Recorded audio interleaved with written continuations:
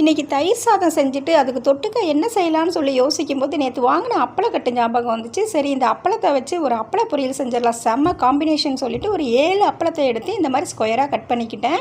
உங்களுக்கு எவ்வளோ தேவையோ அவ்வளோ எடுத்து கட் பண்ணிக்கோங்க. இப்போ ஒரு வடச்சட்டியில் ஒரு 4 ஸ்பூன் எண்ணெய் விட்டு இந்த அப்பளத்தையெல்லாம் கொஞ்சம் கொஞ்சமாக போட்டு பொரித்து எடுத்துக்கலாம்.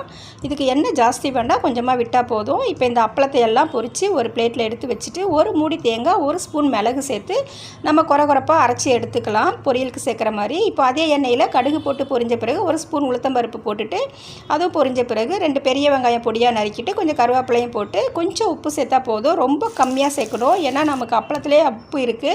மஞ்சத்தூள், மிளகாத்தூள் போட்டு ஒரு வதக்கி விட்டுட்டு இந்த பொரிச்ச அப்பளத்தையும் போட்டு 1 நிமிஷம் வதக்கிக்கலாம். இப்போ இந்த மிக்சியில் பொடித்த தேங்காயை போட்டுட்டு ஒரு பரட்டி விட்டு கொத்தமல்லி தலையை அப்படியே பொடியாக நறுக்கி அப்படியே மலைச்சாரல் மாதிரி தூவி விட்டு அப்படியே ஒரு பரட்டிட்டு ஸ்டவ் ஆஃப் பண்ணிடுங்க. செம்ம சூப்பராக இருக்கும். பிடிச்சிருந்தா லைக் பண்ணுங்கள்.